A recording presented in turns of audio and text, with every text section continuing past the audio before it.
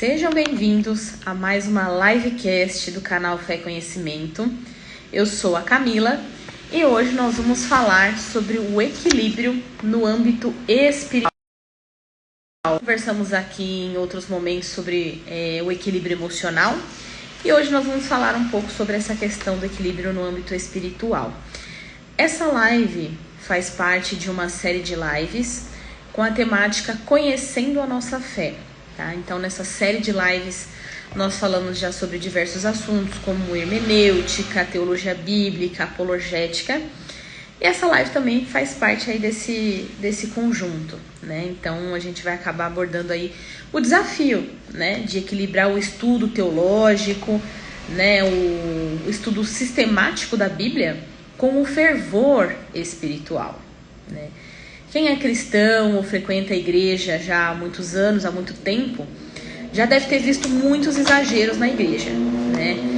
E para quem está na internet, vê ainda mais, porque as pessoas gostam, né, de fazer sensacionalismo com essa questão dos exageros na igreja, né? Então, na internet tem memes zoando os cristãos de maneira geral.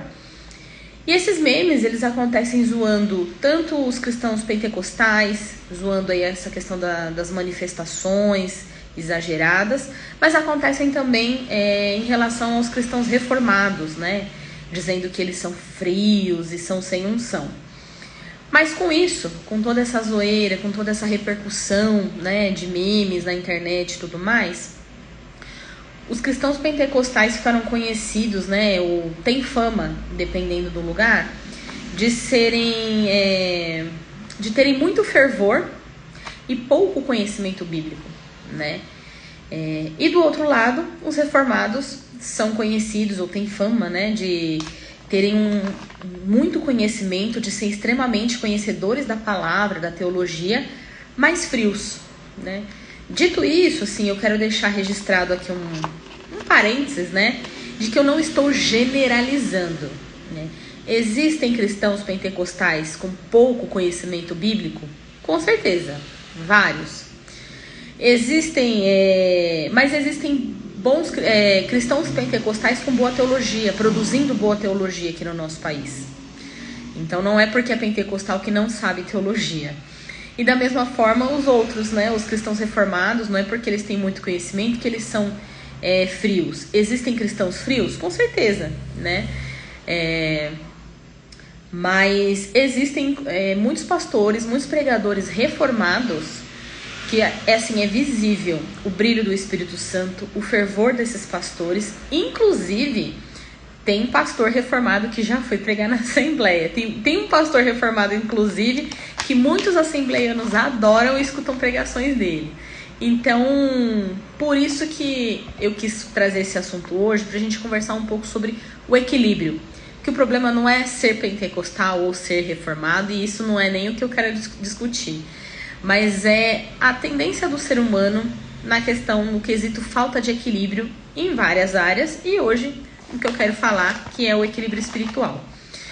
O pastor Elias Torralbo, que é um pastor pentecostal da Assembleia de Deus, ele escreveu em uma das revistas de escola dominical que é necessário que haja doutrina e fervor espiritual para que os crentes tenham uma espiritualidade saudável. Ou seja, é necessário é necessário ter equilíbrio, justamente entre a doutrina, na teologia, essa parte mais teórica, e o fervor para que se desenvolva uma espiritualidade saudável. Mas o ser humano, por conta do pecado, nós temos uma natureza caída, então a gente tem dificuldade de encontrar o equilíbrio e nós temos uma tendência extremista, né?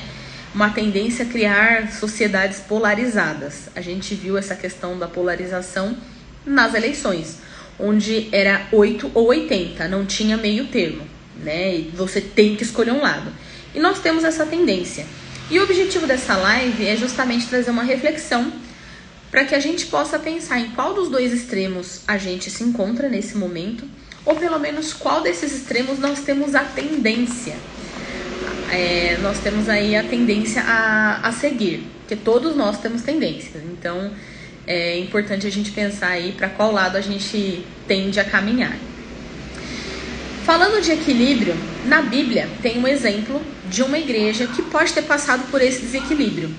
Em Apocalipse 2, do 1 ao 7, é falado da igreja de Éfeso, né? E nesse trecho mesmo é falado que a igreja de Éfeso é uma igreja que trabalhava, que o Senhor conhecia as obras daquela igreja, e é uma igreja que ela foi elogiada pelo zelo doutrinário, combatendo falsos apóstolos, né, ou falsas doutrinas. Porém, o versículo 4, né, lá Apocalipse 2 e 4, diz assim: tenho contra ti que deixaste o primeiro amor. Né? E isso é um alerta para nós, porque o desequilíbrio, né, quando há um desequilíbrio, quando vamos para algum extremo, isso impede e prejudica o crescimento da igreja, como foi falado ali em Apocalipse. Então, assim, ambos os extremos, a gente caminhar por ambos os extremos, vai gerar pessoas legalistas, né? Tanto se a gente for para o lado de muita teologia e pouco fervor, tanto como se a gente for para o lado de muito fervor e pouca doutrina ou pouca teologia, né? Para a gente refletir um pouco dessa questão do legalismo, né, de mais para lá ou mais para cá, pensando aí do lado de muita teologia e pouco fervor, existem pessoas assim que são mestres em teologia, que têm muito conhecimento. E geralmente quando a pessoa adquire muito conhecimento, principalmente nessa questão teológica, nessa questão bíblica, essas pessoas acabam se tornando radar de erro teológico, radar de heresia. Então são pessoas que escutam pregações, elas não conseguem simplesmente sentar e ouvir uma pregação. Elas têm que analisar a pregação, a cada detalhe, cada palavra, para analisar e caçar um erro na pregação, simplesmente pelo prazer de procurar erro, porque ele sabe mais. Nós devemos sim analisar e filtrar tudo que a gente ouve, mas não com o objetivo de simplesmente condenar e criticar o pregador, né? Nós temos sim que fazer uma análise e ver se o que ele está falando é realmente bíblico. A Bíblia nos orienta a analisar e conferir tudo que a gente ouve com as escrituras, mas para conferir com as escrituras, para ver o que serve para mim, para aplicar na minha vida, para que isso não me gere um problema depois. Então não é uma análise só para a gente criticar o pregador. E sem contar que quando a gente entra nessa coisa de querer ficar só analisando pregação, ficar vendo e ouvindo e reescutando, né, pregação e tudo mais, isso faz a gente ficar soberbo, né? Faz a gente menosprezar quem sabe menos. E não só na igreja, mas em todo lugar, nós temos vários níveis de conhecimento, né? No emprego, na nossa família. E não é porque eu sei um pouco mais do que alguém, a gente tem que menosprezar, né? E aqui eu confesso o meu pecado, que a minha tendência pecaminosa, né? A minha tendência extremista aí é por esse lado, é pelo zelo doutrinário, é pela teologia, é por conferir friamente as escrituras, né? Só que com isso eu me percebi julgando as pessoas, né? Dependendo, às vezes a pessoa começa com muito fervor, falar algumas coisas e já penso logo, sabe nada de Bíblia. E eu tô errada, né? E eu peço a Deus que me ajude, que... Isso, gente, eu tô falando isso que não é assim que, nossa, eu sou mestre em teologia, sei pra caramba das coisas. Não, eu só li a Bíblia inteira, li alguns livros cristãos e pra você ver como é fácil a gente se achar ao máximo, né? O ser humano sempre querendo roubar a glória de Deus. E eu sei que isso não é só comigo, tá? Mas tô confessando aqui pra vocês. Só que isso é ruim, porque pessoas assim que... E eu já me vi nessa situação também. Pessoas que buscam muito, que zelam muito pelo conhecimento e pregam a importância do conhecimento sem essa questão do fervor ou da devoção. São pessoas que acabam conhecendo sobre Deus, conhecem sobre a Bíblia, têm muito conhecimento sobre Deus, sobre a Bíblia, né? Mas não conhecem a Deus, você entende? Então existe um conhecimento, existe uma diferença entre conhecer sobre Deus e conhecer a Deus, né? E conhecer a Deus, quer dizer, conhecer sobre Deus não significa que você anda com Ele, né?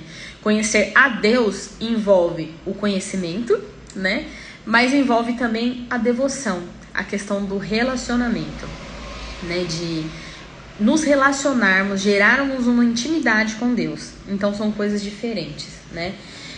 Um exemplo de pessoas assim, que tem muito conhecimento, né? Conhecem a Bíblia, assim, sabe tudo de cor, mas não tem relacionamento com Deus, ou não tinham, né? Eram os fariseus da época de Jesus. Os fariseus eram pessoas que tinham muito conhecimento bíblico, que desde criança já adoravam aí ao Deus de Israel e tudo, já estudavam a Torá, decoravam todas essas coisas assim. Mas isso também generalizar, não eram todos os fariseus. Alguns fariseus, né, inclusive esses que confrontavam Jesus, eram pessoas que tinham muito conhecimento, mas sem amor, sem o brilho do Espírito Santo, sem conhecer a Deus. Eles conheciam sobre Deus, né, e sobre os seus preceitos. Mas do outro lado, tem as pessoas fervorosas, dedicadas na obra de Deus, que glorificam a Deus na igreja, mas com conhecimento bíblico raso, que interpretam a Bíblia e os versículos, às vezes isolados, de maneira equivocada, sem levar em conta o contexto, né? Então, isso é ruim, porque as pessoas que buscam muito essa questão do fervor, do mover... Gente, eu não estou dizendo que isso é errado. O que eu estou querendo trazer a reflexão aqui é a questão do... Aqui deu que o vídeo estava pausado, mas vamos lá. O que eu estou querendo dizer é a questão... O que eu estou querendo trazer, né? É a reflexão do equilíbrio, né? Trazendo um exemplo prático, assim. Existem pessoas, né, que vão naqueles cultos festivos de congresso na igreja, cultos lotados, se derramam no culto e sentem a presença de Deus e não sei o quê. Só que chega na segunda-feira, essas pessoas vivem como se Deus não existisse, né? Como se Deus não fosse o centro da vida delas. E eu falo isso não porque essas pessoas vivem na promiscuidade ou coisa do tipo, no pecado. Não, não é isso. Mas é porque a fé dessas pessoas acabou se fundamentando no sentimentalismo, né? No sentir, no mover, sabe? Nessas coisas. E não necessariamente na Bíblia, na palavra de Deus, na doutrina. Inclusive, Satanás gosta do povo de festividade, né? Do povo de congresso, porque ele vê o pessoal se empenhando só em época de congresso, uma vez por ano, achando que tá tudo bem espiritualmente, né? Só que são pessoas que muitas vezes não vão nos cultos de ensino, não vão na escola dominical, não vão nos cultos de oração, não frequentam a célula, dependendo da denominação que você vai, porque o fervor dessas pessoas não tá fundamentada em Jesus, tá fundamentada no sentir. E assim, gente, a vida cristã não é sobre sentir, porque eu sentindo ou não, Deus, ele tá aqui comigo, ele tá aqui na minha casa. Você sentindo ou não aí, Deus está aí com você, na sua casa, onde você estiver. Então Deus, ele continua no controle, ele continua governando tudo, eu e você sentindo ou não. Por isso que, assim, se a gente basear a nossa vida só no sentir, a nossa espiritualidade não vai sobreviver, porque nem sempre a gente vai sentir e Deus continua agindo da mesma forma, continua governando tudo da mesma forma, né? Então, assim,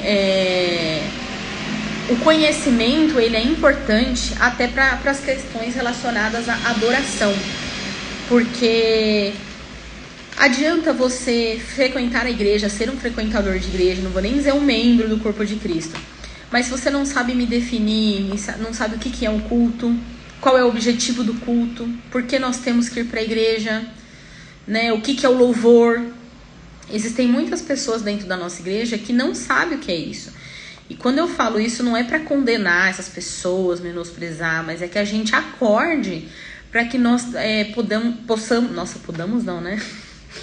Para que nós possamos oferecer um culto racional a Deus, para que a gente saiba o que a gente está fazendo, né? Que a vida cristã não é uma coisa louca que a gente tá sentindo, vai fazendo, sem saber o que está acontecendo. Não, é um culto racional, a gente precisa entender o que está acontecendo, né? Então, assim, por exemplo, a questão do louvor. A palavra louvor quer dizer enaltecer, glorificar, exaltar, honrar, né? E a palavra louvor, ela não se aplica exclusivamente à música. Pelo menos em português a gente tem uma expressão que é assim: fulano se formou com louvor, ou seja, fulano se formou com honra, né?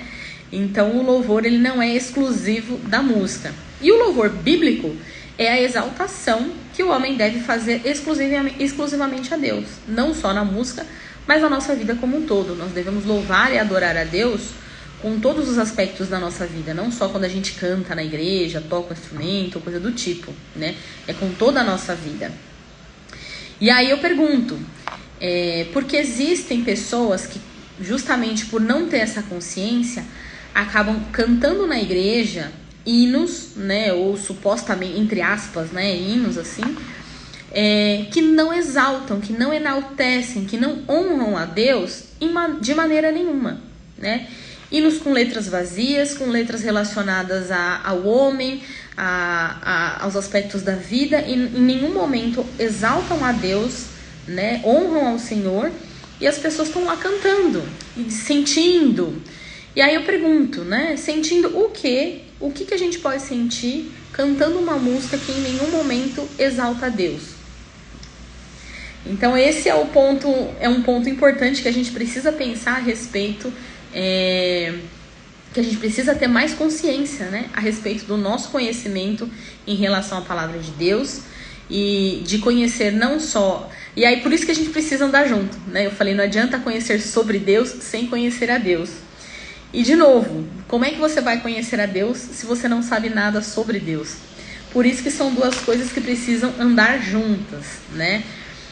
Então, mesmo que eu não sinta alguma coisa, Deus continua no governo do mundo. Então, a gente não pode ter pessoas que sabem muito e não sentem nada.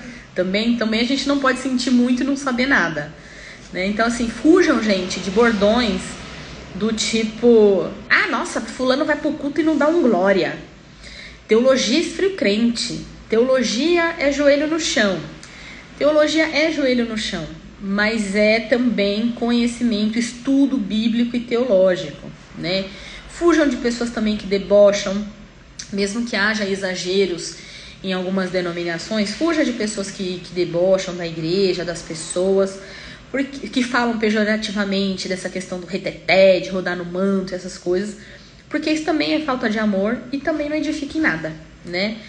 Então, assim, a teologia saudável, ou como Paulo chama, né, a sã doutrina, ela deve nos maravilhar quanto à grandeza de Deus e quanto aos seus feitos, e nos levar a uma devoção ainda mais profunda a Deus. Ou seja, quanto mais eu conheço sobre Deus, quanto mais eu entendo sobre a pessoa de Deus, sobre o ser de Deus, sobre os seus feitos, sobre os seus atributos, sobre a obra de Jesus Cristo para nos salvar, mais eu me maravilho com esse Deus, e mais eu quero estar com Ele, mais eu quero me relacionar com Ele. Então, por isso que uma coisa chama a outra. E não é assim nos relacionamentos humanos também? A gente precisa conhecer para que a gente possa amar.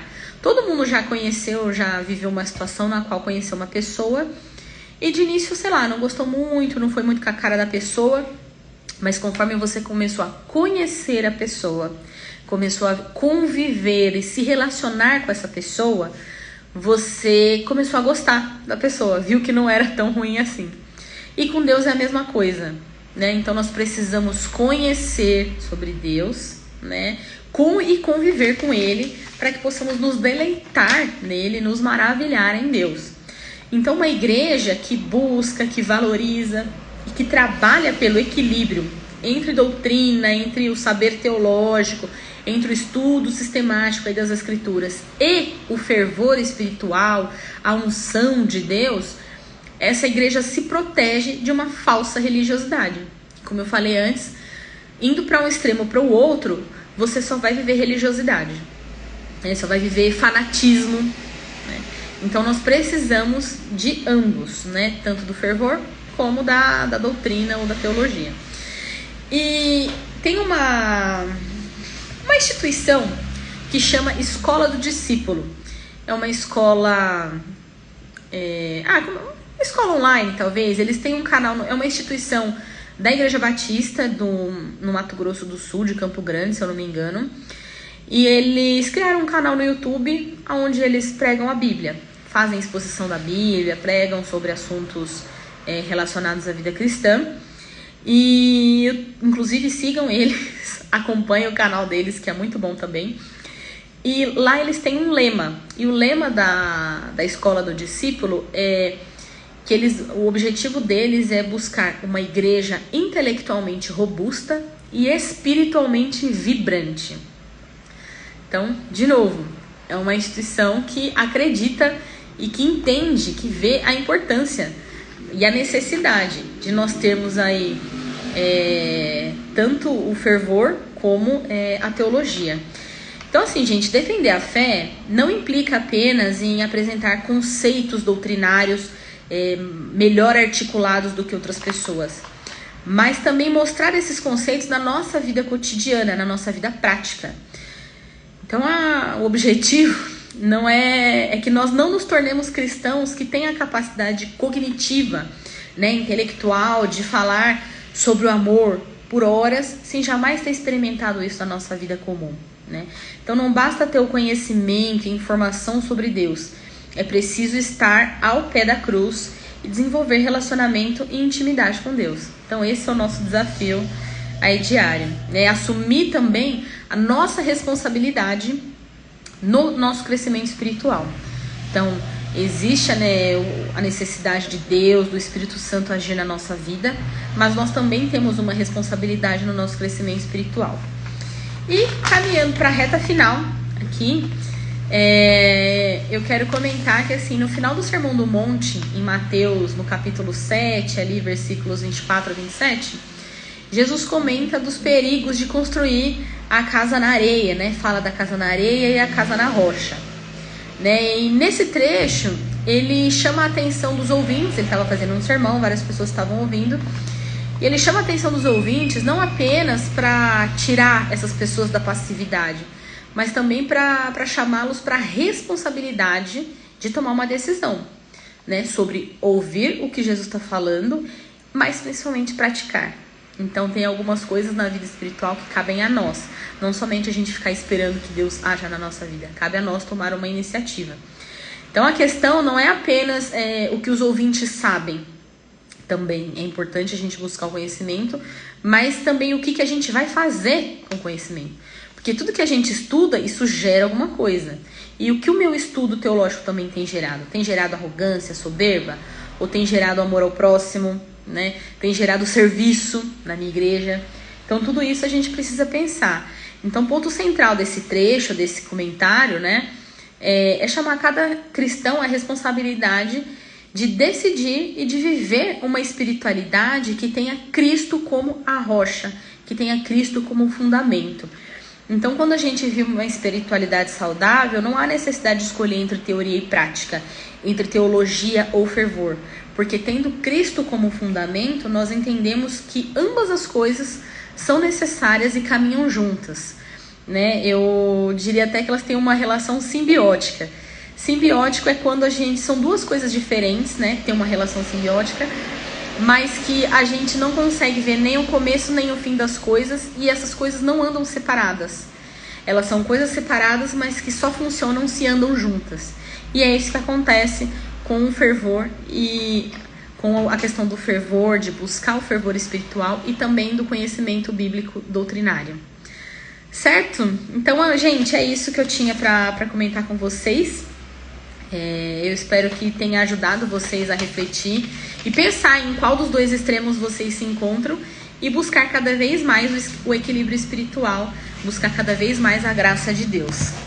Certo? Boa noite, a paz do Senhor. Até a próxima. Olá.